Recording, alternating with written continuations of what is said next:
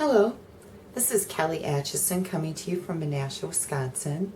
Today I'm going to show you a couple different things. Well, actually three. I'm going to show you how to do this faux tile technique.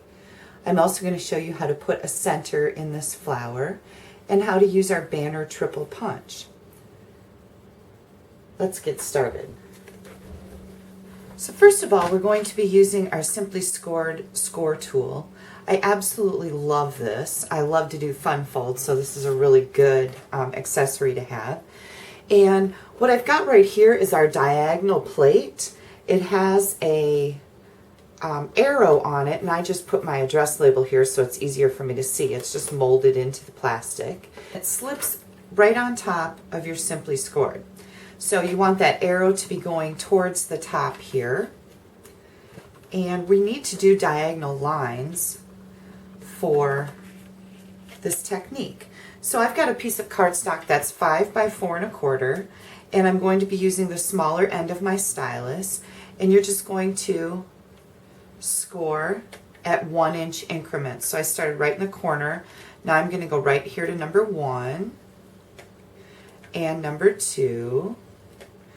And I don't have any markers here, but we're just going to keep going with 3, 4, and 5. Now, when you get over to this edge, you're just going to put your stylus in by the 1, the 2, and you have to kind of get a feel for this. I just ran off track a little bit, but that'll be okay. Have to get kind of a feel for it. Make sure you're holding your cardstock in place so it doesn't slip on you. Okay, so now we have our lines going one way diagonally.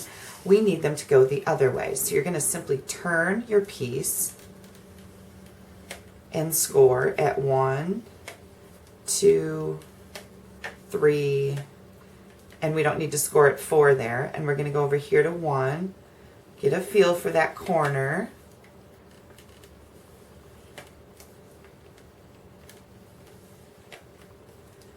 And 4, and then 5.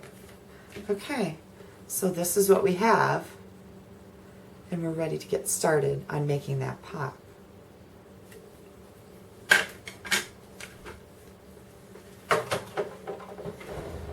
This is such an easy little technique once you have your diagonal lines done. All you're going to do is bend it at each score, and I've got crumb cake ink here with a Stampin' Sponge, and I'm just going to sponge those edges lightly. And just keep folding it over.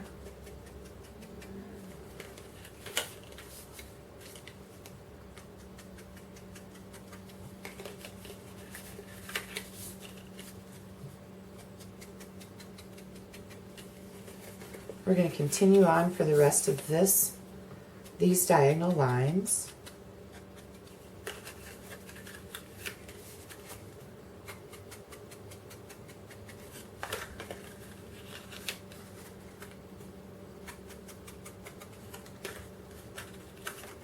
And it kind of looks like you're making a mess out of your cardstock layer because it's kind of all crumpled up. Don't worry about that.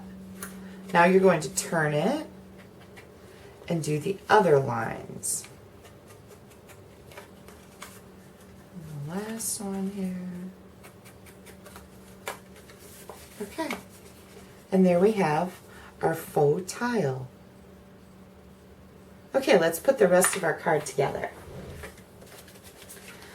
I'm going to be using the banner triple punch, and they call this triple because you can make 3 different sizes of banners. We've got a 1-inch, a 1.5 inch, and a 2-inch. So I'm going to punch my pieces first. This is 1.5 by 4, and you're just going to slip it in right inside the channels and punch. No more guesswork on that until you have your piece chopped apart and there's nothing left. This is my 2-inch piece. And again, I'm just slipping it right in there.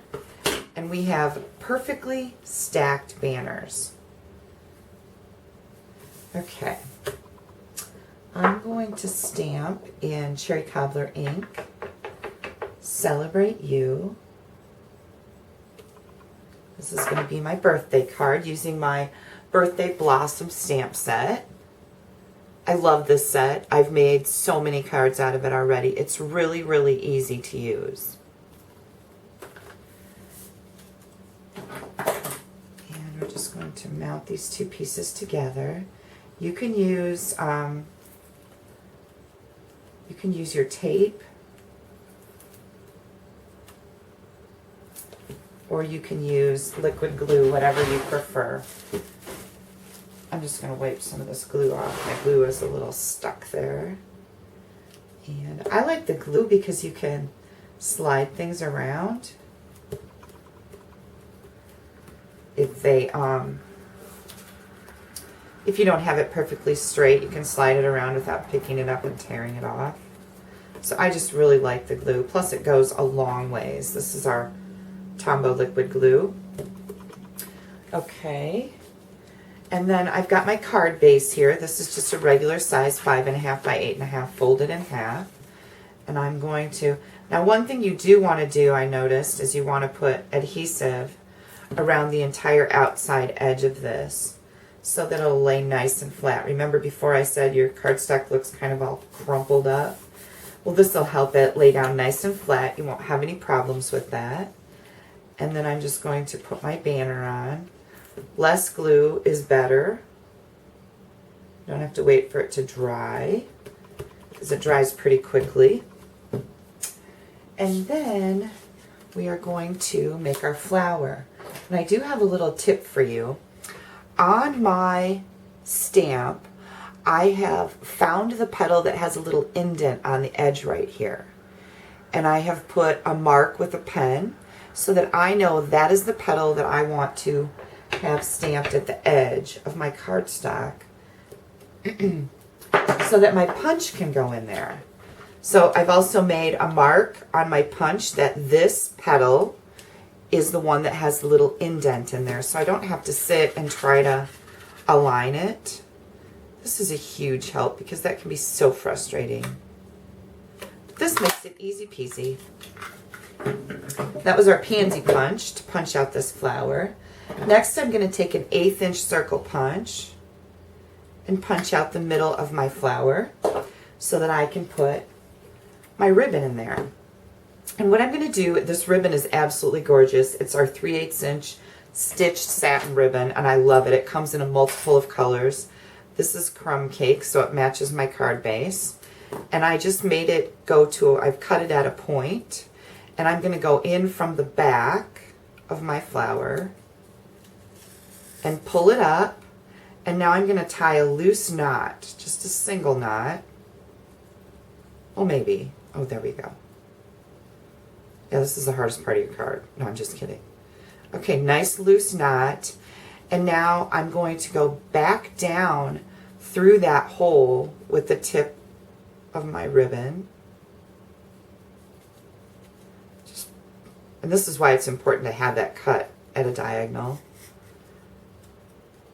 And isn't that cute? And because it's a loose knot, it will lay down for mailing purposes. I always recommend that you put a scrap piece of cardstock over the front of your cards when you put them in the envelope if you have any bumps or lumps. So I'm going to cut this fairly short so that this will lay down in the back. And I'll show you in a minute what we're gonna do with that. Next, I'm going to do my leaves, I should say. And I'm using Mossy Meadow ink with Mossy Meadow cardstock. And you're going to just cut those out. You don't have to get too crazy by the stem. That's going to be covered up by the flower. So you can cut that out. And I did, oh, here we go. Cut that out. I've already done that here for you. Do you see how I didn't get real particular or detailed around the stem? I'm going to take my flower, add a little glue to my leaves. Remember, a little, we don't want it squishing out all over the place. And then I'm going to place these so that my leaves come out between my petals. So just mess around with it till you get it where you want it. I want a lot of green showing in there. And then we're going to use a dimensional to connect this to our card. So I'm going to push this ribbon down. I think I might trim this a little bit more. I don't want it to show on the front of my flower. Take a dimensional. Oops, I already pulled the back off of it, just in case you're wondering. And you can secure your ribbon with your dimensional. So there we go. We're going to put this on the front of our card. Right over here. And there's our card front. Now for the inside, I took and stamped the bunch of flowers down here in the corner in cherry cobbler ink and the Have a Beautiful Birthday. So here's the whole set again. There's a lot of images in there. We have 8 of them. And I'm going to put some glue on the back, put this inside my card. You could sponge the edges of this layer if you wanted to.